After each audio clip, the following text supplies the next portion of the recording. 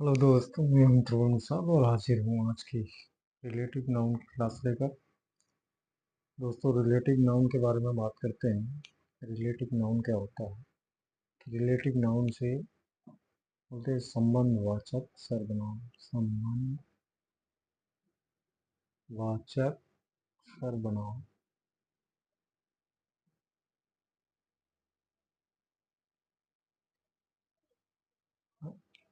आइए इसकी परिभाषा समझते हैं। अ relative pronoun introduce a class that provides more information about a person, place or thing mentioned in the main sentence।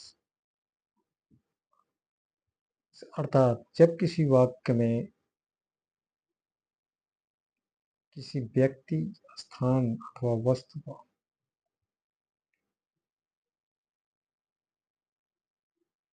उस वाक्य के अन्य पार्ट से जो संबंध बनाता है, जो शब्द, उसे रिलेटिव प्रोनाउन कहते हैं। उदाहरण के तौर पे मान लो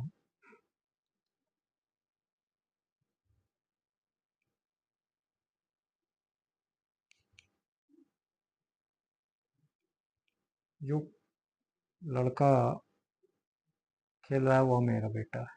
the boy who is playing is my son. Is my son. अब इसमें हु वर्ड जो है, हु, ये रिलेटिव प्रोनाउन। अब परिभाषा क्या करी? अ relative pronoun introduce A class that provides. ये रिलेटिव प्रोनाउन हु जो है, इस क्लास को, इस क्लास से, इसके बारे में, इस पर्सन बॉय के बारे में पूरी जानकारी दे रहा है, इसलिए ये रिलेटिव प्रोनाउन। अब नेक्स्ट देखते हैं।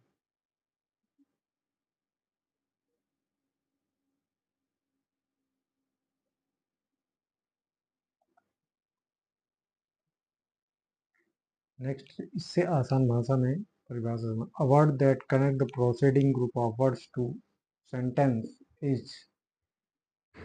ये इज, यहाँ पे यस होना चाहिए, राइटिंग मिस्टेक।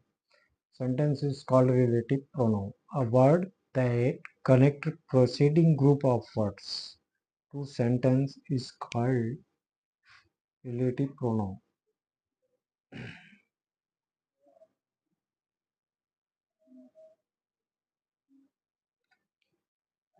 अर्थात ऐसा शब्द, a word, ऐसा वर्ड, ऐसा वर्ड जो अपने से पहले आने वाले, जो अपने से पहले आने वाले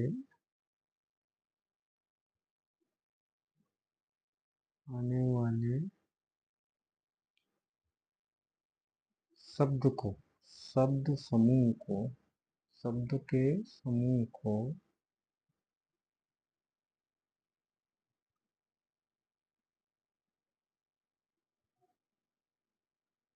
समूह से संबंध, संबंध अर्थात रिलेशन कराता है, उसे रिलेटिव प्रोनाउन कहते हैं। उसे रिलेटिव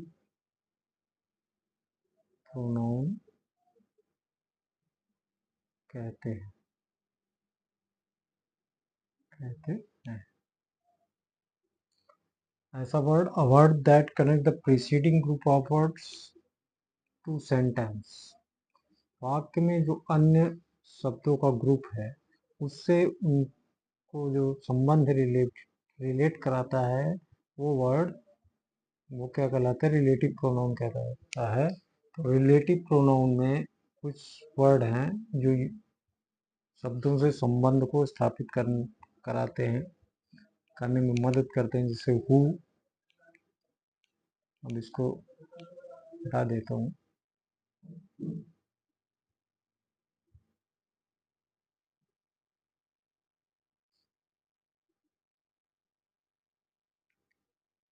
जैसे हु, ये सब WH फैमिली के वर्ड हैं। हु है, whom है, which है। तो यहाँ पर हु का जो अर्थ होता है रिलेटिव प्रोनाउन में, ये नोट डाउन कर लीजिए। हु का जो अर्थ होता है जो,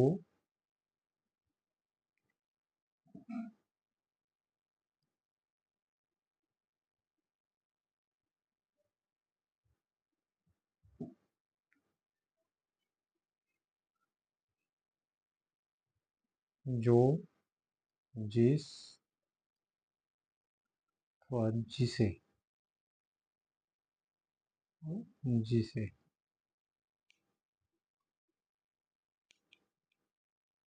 जिसे होता है, होता है।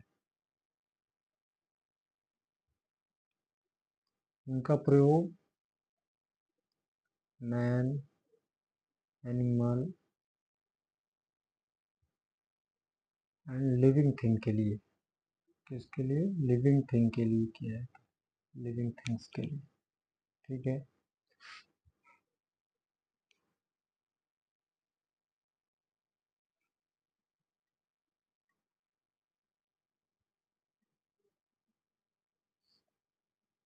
दूसरा वर्ड है इसका जो, जिसे, जिसे से होता है,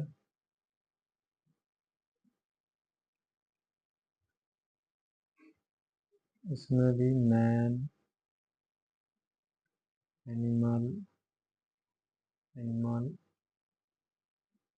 गॉड, गॉड,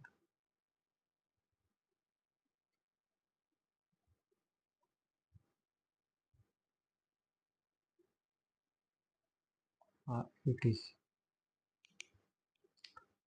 एक दूसरी चीज और नोट कर लेना, होम का प्रयोग, home is, home also used, used as an object, इसका ऑब्जेक्ट के रूप में भी प्रयोग होता है। होम का प्रयोग, होम का प्रयोग, होम का प्रयोग कुछ वाक्यों में, कुछ वाक्यों में ऑब्जेक्ट के रूप में भी होता है, ऑब्जेक्ट के रूप में भी होता है।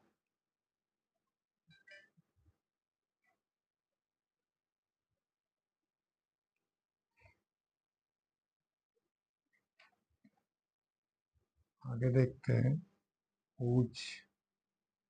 नेक्स्ट वर्ड है हुज,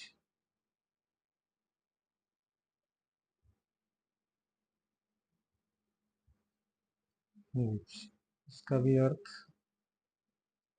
जो,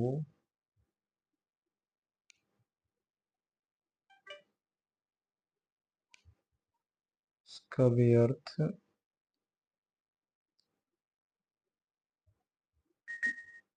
सॉरी थोड़ा गलत हो गया।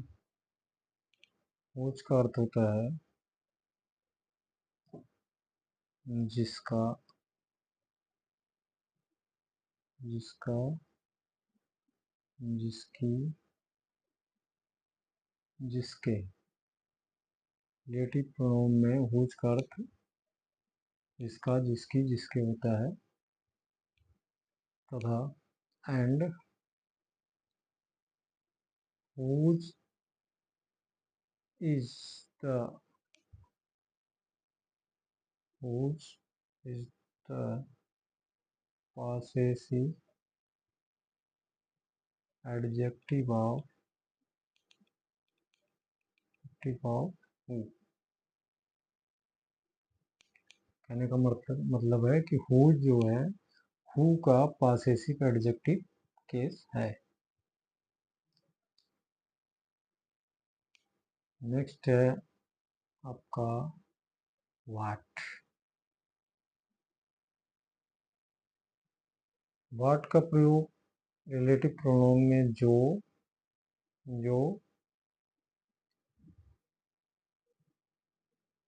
जो या कुछ के अर्थ में होता है, के अर्थ में होता है।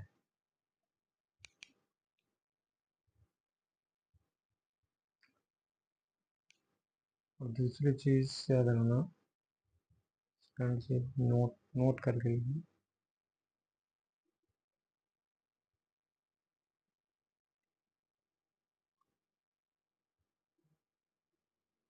व्हाट के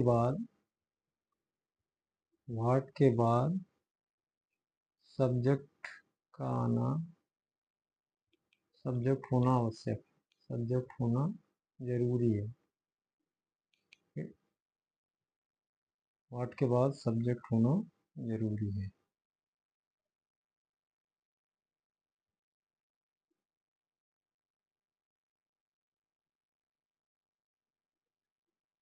व्हाट के बाद सब्जेक्ट होना आवश्यक है। नेक्स्ट वर्ड है दैट एज। इसका प्रयोग इसका अर्थ रिलेटिव प्रोनाउन में जो या जिसे के अर्थ में होता है। जो या जिसे के अर्थ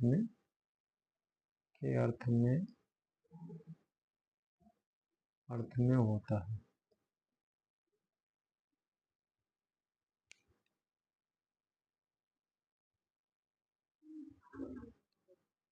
रिलेटिव प्रोनाउन के ये वर्ड हैं who, which, whose, what, that as। ये चीज़ें आपको याद रखना है कि रिलेटिव प्रोनाउन में ये वो वर्ड हैं जो दो सेंटेंसों को आपस में जोड़ने का, संबंध बनाने का कार्य करते हैं। पहला है who, इसका अर्थ होता है जो, जिस, जिसे। दूसरा है whom, इसका भी अर्थ इससे लगाया जाता है जो, जिसे। एंड whom एंड who, जिसका, जिसकी, जिसके। what, जो या कुछ के अर्थ में। एंड दैट एज, जो या जिसे, जो जिसके अर्थ में होता है, जिसे के अर्थ में होता है। आइए अब आगे हम देखते हैं नियम। कुछ नियम होते हैं कि इनका प्रयोग कैसे किया जाए। रिलेटिव प्रोनाउन के नियम क्या होते हैं, किस कौन कौन से चीज़ें ज़रूरी होती हैं। फर्स्ट रूल है,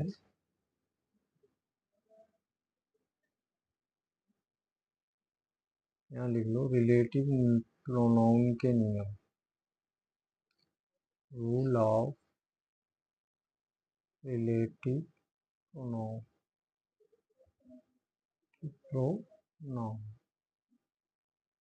rule of relative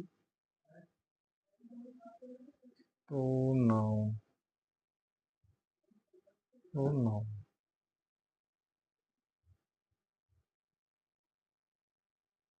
rule of relative pronoun. First rule है, in a sentence it is necessary to have some noun or pronoun before a relative pronoun।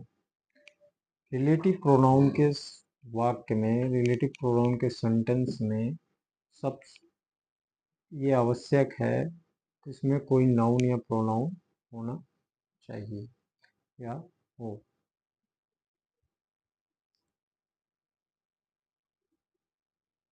ठीक है, ये चीज़ क्लियर हुई। रिलेटिव प्रोनाउन के पहले किसी न किसी नाउन या प्रोनाउन का होना आवश्यक है। इन ए सेंटेंस मतलब एक वाक्य में it is necessary, necessary means आवश्यक है, टू हैव सम नाउन, कुछ नाउन अथवा pronoun before a relative pronoun. Relative pronoun मैंने आपको बताया कौन कौन से हैं, हु, व्हाट, हुज, हुम। तो इनके पहले कोई नाउन या प्रोनाउन होना जरूरी है। तो लिख लेते हैं हिंदी में, रिलेटिव प्रोनाउन, यहाँ से लिखेंगे रिलेटिव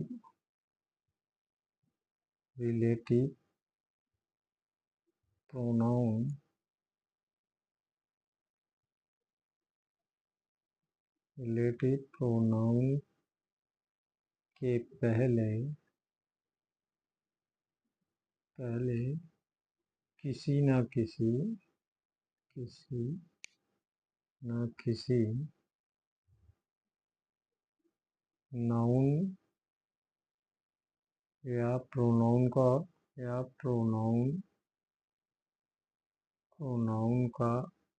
होना जरूरी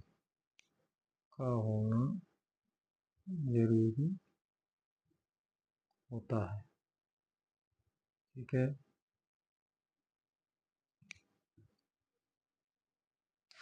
ये बात समझ में आई। रिलेटिव प्रोनाउन के पहले किसी नाउन या प्रोनाउन का होना जरूरी होता है।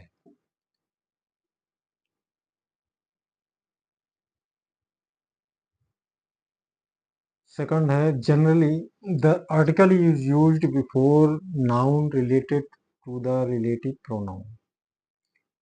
साधारण आमतौर पे मान लो आमतौर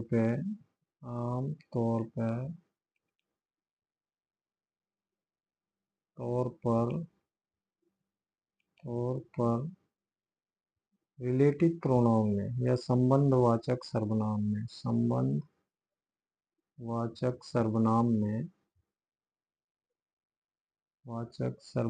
में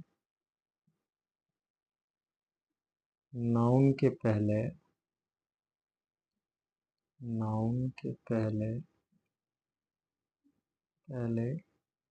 आर्टिकल द का प्रयोग होता है।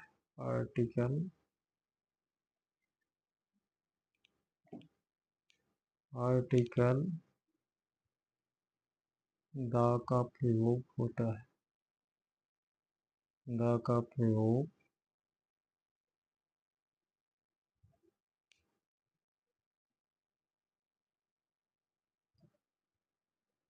पहले आर्टिकल द का प्रयोग होता है। ठीक है, एंड थर्ड है, when a relative pronoun is used at the beginning of sentence। जब रिलेटिव प्रोनाउन वाक्य शुरू में उपयोग होता है या यूज किया जाता है, the subject or object is not used before the verb in coming sentence। जैसे दो वाक्य हैं, कहने का अर्थ इसका यह है कि ये दो वाक्य हैं, उनमें रिलेटिव प्रोनाउन का जब शुरू के वाक्य में प्रयोग हो रहा है तो उसके दूसरा वाला वाक्य जो होगा उसका सब्जेक्ट अथवा ऑब्जेक्ट यूज नहीं होता वर्ब के पहले। उसका सब्जेक्ट वर्ब के पहले यूज नहीं, सब्जेक्ट अथवा ऑब्जेक्ट का वर्ब के पहले यूज नहीं किया जाता है। इसका अर्थ ये होता है। अब ये सेंटेंस देखिए कि the boy who is playing is my son. इस सेंटेंस में द बॉय, इसमें नाउन क्या है? बॉय। बॉय क्या है? नाउन। और यहाँ पे नाउन से पहले आर्टिकल द का प्रयोग हुआ है, जो दूसरा नियम कहता है कि किसी भी रिलेटिव प्रोनाउन के सेंटेंस में नाउन के पहले आर्टिकल द का प्रयोग होता है। तो ये क्या है?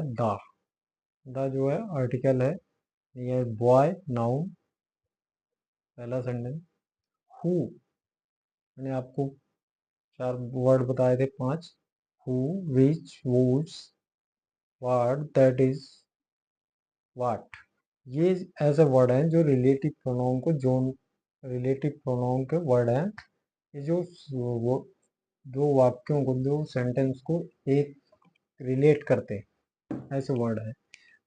तो पहला, the boy who is playing, वो द बॉय लड़का जो खेल रहा है, who is playing is my son, लड़का खेल रहा है, वो मेरा बेटा है। ऐसे मान लीजिए कि दो सेंटेंस हैं।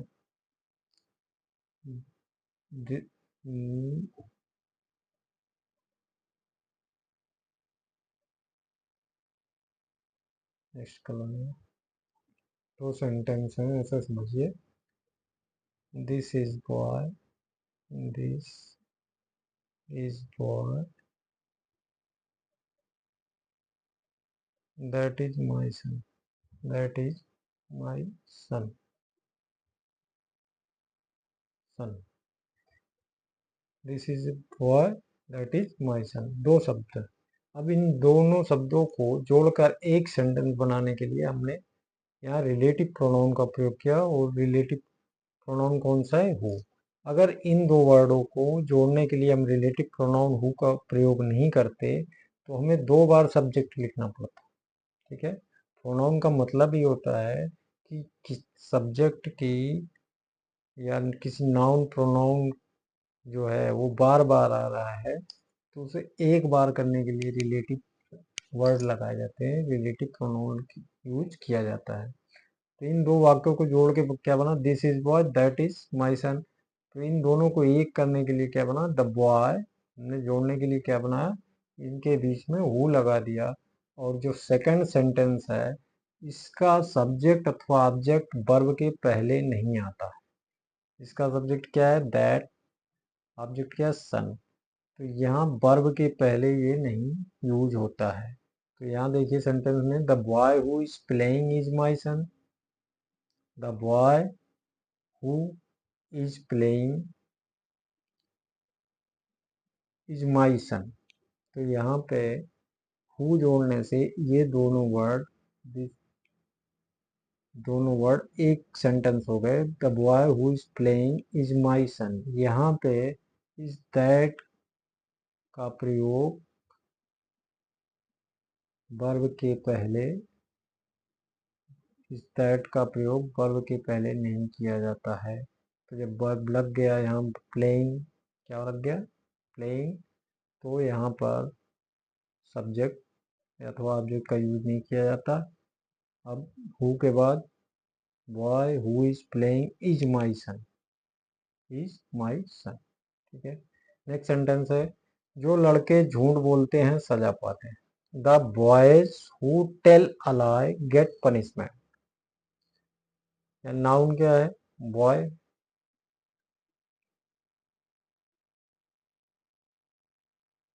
हो गया आपका नाउन, हो गया रिलेटिव प्रोनाउन, ये हो गई वर्ब। अलाय झूठ, गेट पनिशमेंट, क्या पाते हैं? दंड पाते हैं। जिस आदमी के पास 10 गाड़ी है वो मेरे पिताजी के दोस्त हैं। The man who has 10 cars is my father's friend. यहाँ पे relative pronoun who. Next sentence है, यही कुत्ता है जो भौंक रहा था। Here is the dog who is barking. यहाँ पे हु, यहाँ पर who. I have a friend who has lakh of rupees. मेरे पास एक दोस्त है जिसके पास लाखों रुपए हैं। नेक्स्ट सेंटेंस, यहाँ पे एक रूल आप समझ लीजिए कि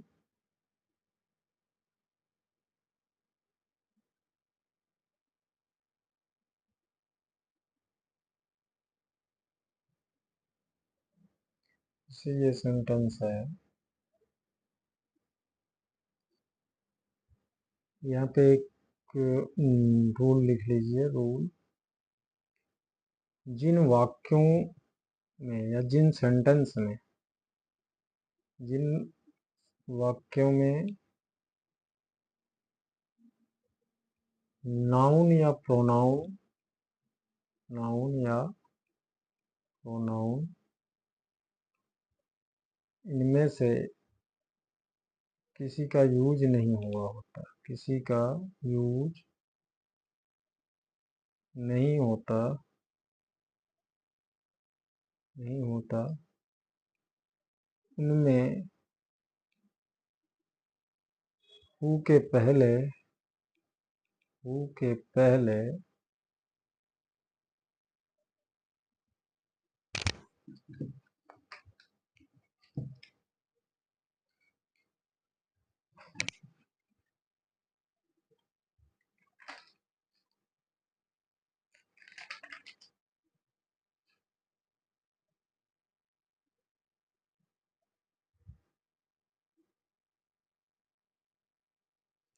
वन अथवा वन और दोज का प्रयोग करते हैं, वन और दोज का प्रयोग करते हैं,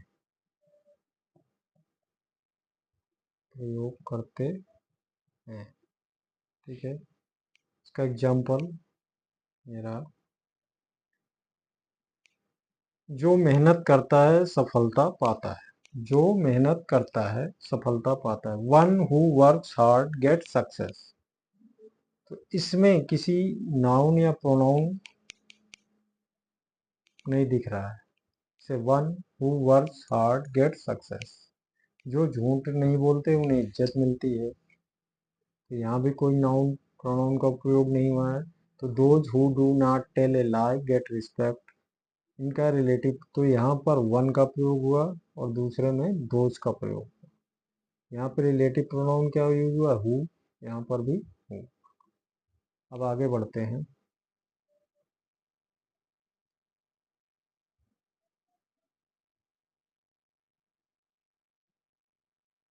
विच का प्रयोग, विच का प्रयोग आपको बताया कि जो जिससे, ठीक है। विच का अर्थ क्या होता है, रिलेटिव प्रोनाउन जो जिसे, ठीक है। The dog which is barking is mad, कह रहा है द डॉग, क्या है ये, नाउन, नाउन के पहले आर्टिकल द का प्रयोग हुआ है। विच रिलेटिव वर्ड है। वाज बार्किंग इज मैड, जो कुत्ता भौंक रहा हुआ पागल है। ठीक है, तो इसका अर्थ होगा जो के अर्थ में। जो किताब मैंने कल खरीदी थी वह फटी हुई है। The book which I bought yesterday is torn, torn means फटी हुई, फटना, फटना। अब सेकंड है, the chair on which he is sitting is mine, the chair on which, कुर्सी, ऑन विच पर जिस ही is sitting is mine, वो जिस कुर्सी पर वो बैठा है वो मेरी है। And second, the house which was built in 92 has a beautiful porch, जो घर 1920 में बना था, इसका होता है जो घर, घर 1920 में बना था उसका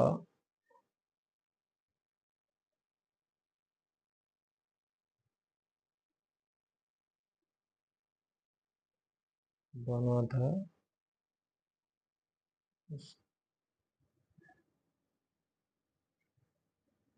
उसमें सुंदर पोर्च है, सुंदर पोर्च है।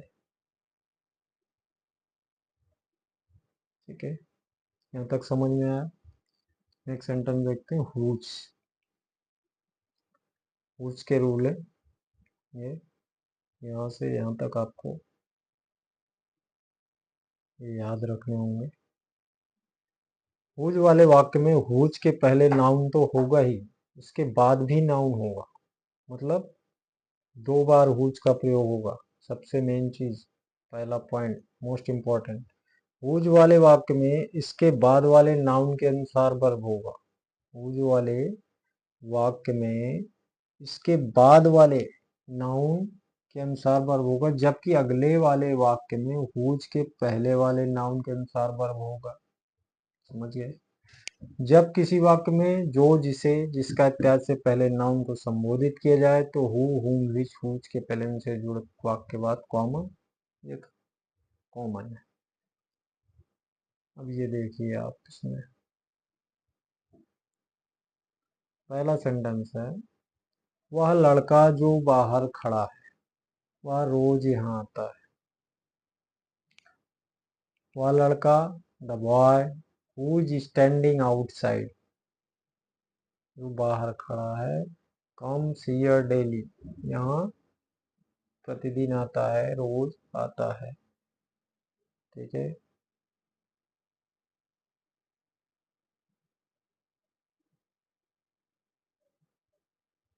सेकंड है वह आदमी जिसे तुम बुलाए थे वह आया है, या जिसे आप बुलाए थे।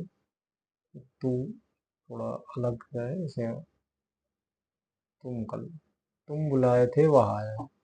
तो द मैन हुम, जिसे, यहाँ पे हुम का क्या अर्थ हुआ, जिसे। The man whom you had called has come, वो आया है। वह मकान जिसमें मैं रहता हूँ वह नई है। The house in which I live is new. ठीक है, यहाँ तक क्लियर हो गया कॉन्सेप्ट। वाट का यूज देख लेते हैं। वाट एक ऐसा रिलेटिव प्रोनाउन है जो जिसके पहले नाउन हाइड रहता है। आप जो कह रहे हैं सही है। अब यहाँ पे नाउन है वाट, आप जो कह रहे हैं सही है। What are you telling is right. What are you telling is right. जो कुछ हुआ कमाता है खर्च कर देता है। What he earns is spend. ठीक है, समझ में आया। वाट के बाद सब्जेक्ट का प्रयोग होता है। वाट के बाद सब्जेक्ट का प्रयोग, वाट के बाद सब्जेक्ट का प्रयोग। ठीक है, नेक्स्ट चलते हैं। बस दोस्तों, आज की क्लास यहीं तक। वीडियो पसंद आए दोस्तों तो हमारे चैनल को लाइक शेयर और सब्सक्राइब जरूर कर दीजिएगा और बेल आइकन जरूर हिट कीजिएगा। थैंक यू दोस्तों।